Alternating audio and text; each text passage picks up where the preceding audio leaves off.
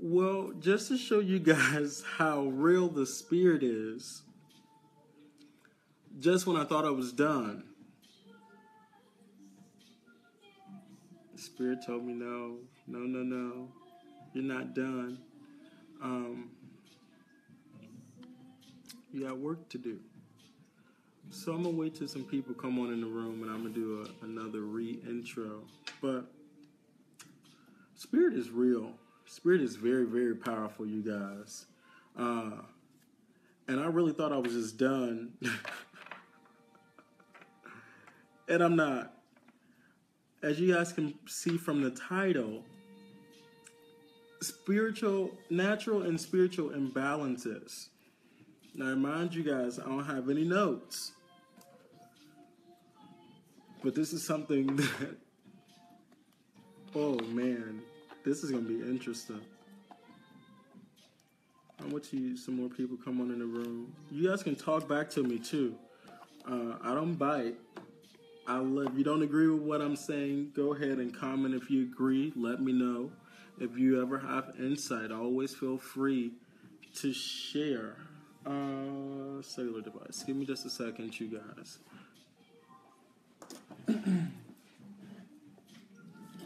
But yeah, I really thought I was done, but I'm not. Give me just a second.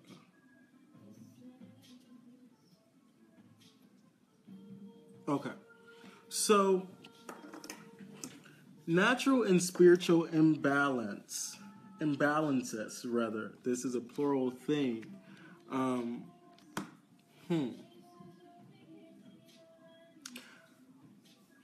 just curious. When you guys see that, like, what comes to mind? What's invoked? What's the first thought you kind of have when you think of a natural or a spiritual imbalance, or even both? Oh, this is a beautiful high flame. So I know that spirit is here. Yes, look at that. You can't see it, but it's a really high flame, so that's good. So let's talk about that for a moment. Lately, I've been receiving this question very often. As a lot of you guys do know, I used to spend a lot of time at church.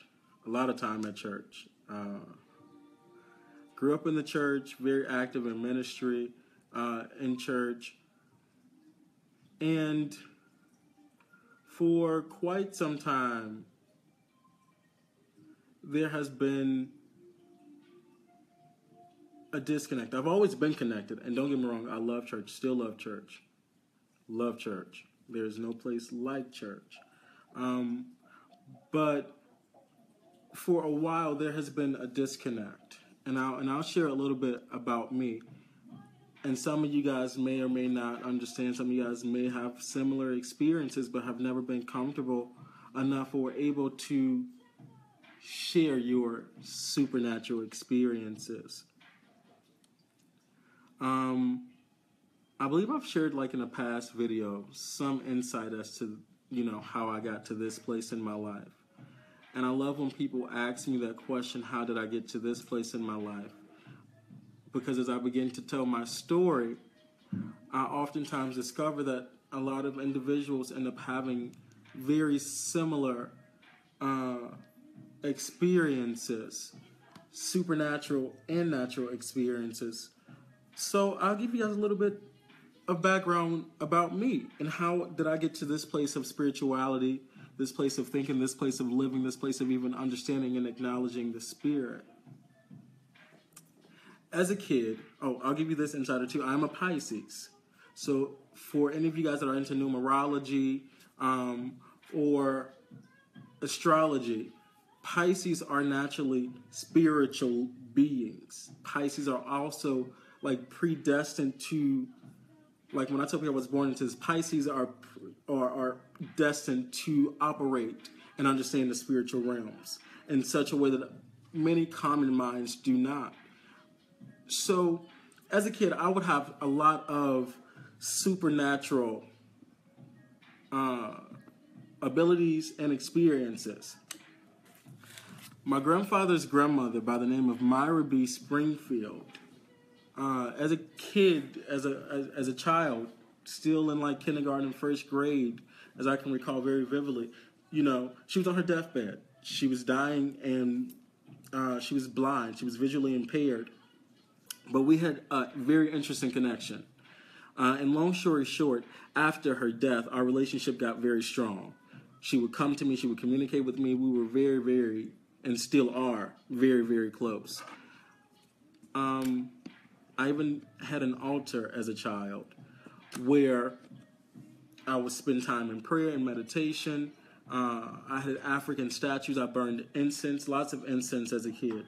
So these are things that I did that felt really natural to me, that I would have dreams about doing in my past life. Like, I knew what I was doing even as a child.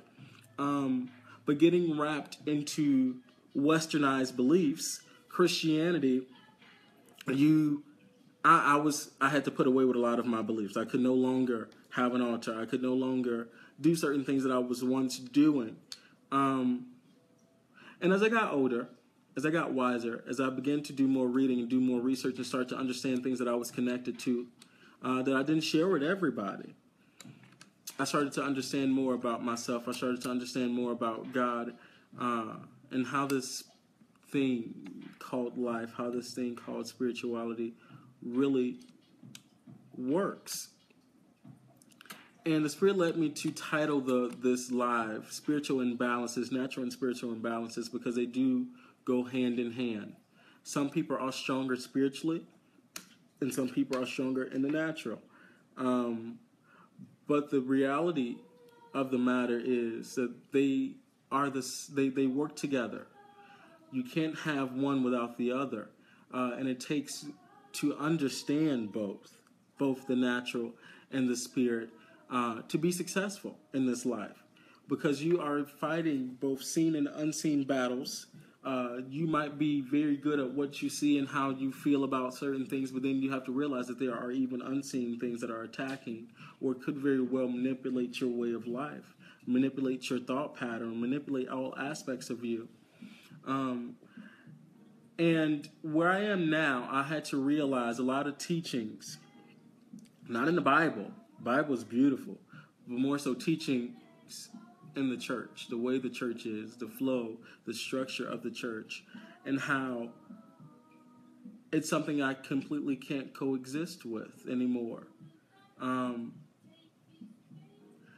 tired of seeing people use God on an as-needed basis, or want to connect with God on an as-needed basis, or only when experiencing lower things, but actually the connection with God is a day-to-day thing. The relationship with God is a daily encounter. God can and will reveal himself to you on a daily basis. It's a matter of freeing yourself and understanding all aspects of him for that to happen. And me being a lover of people, a lover of life, my disconnect with Christianity is that it teaches separation and division, not to like a group of people or to talk badly about a group of people, to even grow up and not want to answer a door for Jehovah's Witness, to God end up allowing my godmother and godfather to be Jehovah's Witness, and then me learning more about that. So like, these are the minor things that God was like, no. I won't allow you to be restricted. I won't allow you to just box yourself in, and I won't allow you to not like someone or not even get to the place of loving someone else that is different from you because of thinking that there is only one right way and that your way is the only right way. And that is so not true. And that's for many people, whether you're Christian, Muslim, Jewish, Wiccan, a believer in voodoo or hoodoo, Ifa, you cannot go through life thinking that there is only one way. But to universally love, that is the law of life. God is love. The energy of God is love. And for me, in this life, in this journey, in this walk, and even as I progress in my gifts, abilities, I've learned to understand that my simple duty is to love everyone. And I got tired of going to church and seeing people die, seeing people sick, seeing people on all types of medication, seeing people really mean. They put on this image and this facade, but they are the meanest, nastiest, most unhappy individuals. But you say you have the Holy Ghost, or you say you're filled with the gift of the Holy Ghost and God lives on the inside of you, but yet you're the meanest individual walking this sanctuary. You know, you have so much jealousy and envy in your heart. Where so quickly, when I say we in this context, in this conversation, I'm going to say Christians. That was my upbringing in some aspects. Was Christianity. And I just really got tired of that. We only want to love people when they're dancing to our tunes, when they're dancing. What happened? And God had to let me know that is not it. That's not the way. And so I'm a universal being. I'm a universal creature.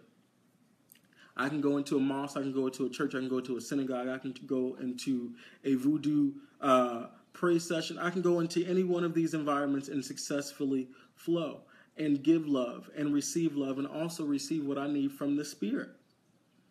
It even took me a matter of doing research. My mom would always get upset because I was always researching. I do want to say thank you to my aunt, Ahubia Bat Yisrael, for also being very enlightened. I want to thank my grandfather for being very enlightened and sharing so much wisdom and truth that oftentimes we program ourselves to shut out.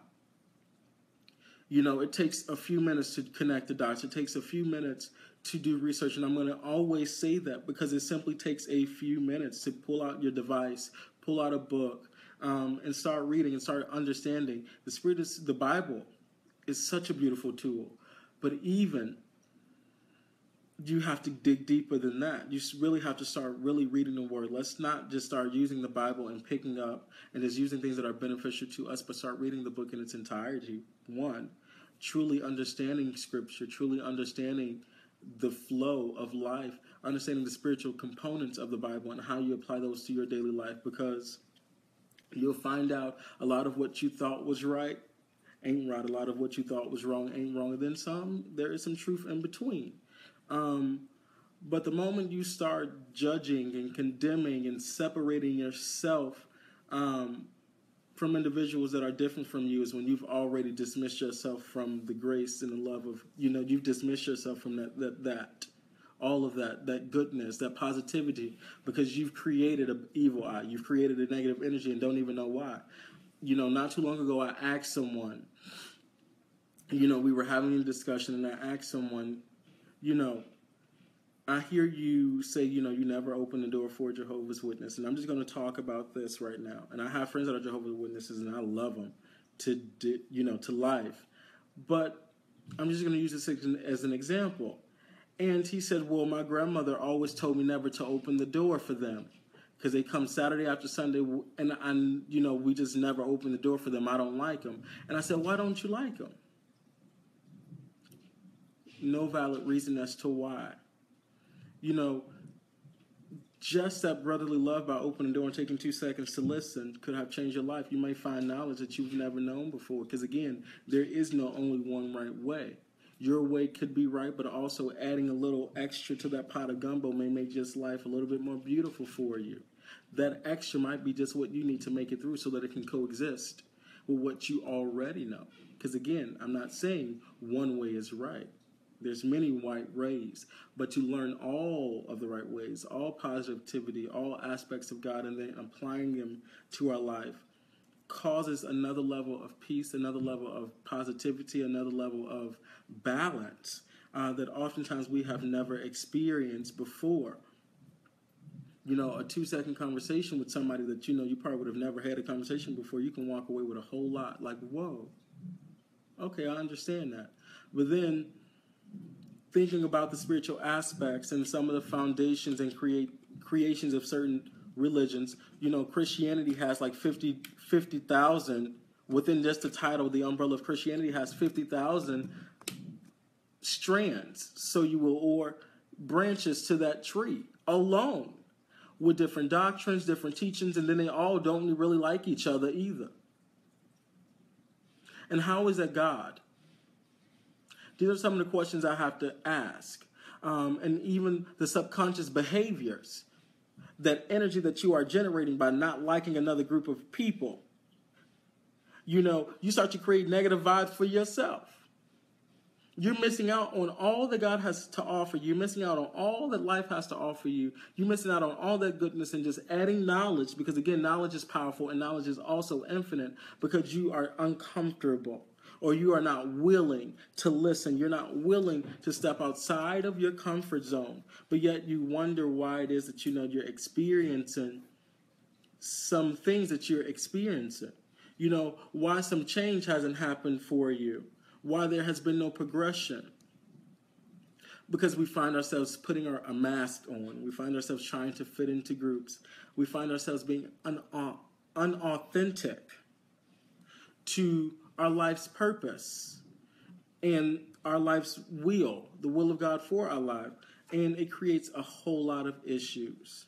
So then you get to the place, finally, hopefully, you get to a place where you start reflecting, where you start to pull back the layers, where you begin to become willing to step outside of your comfort zone and learn, to study, to accept, to understand, to make a wise decision to either apply or not apply, to receive and accept or not to receive and accept, but to simply not want to listen or not want to research. If you don't know, why not learn? If you don't know, why not find out? Do you really want to go through life just not knowing?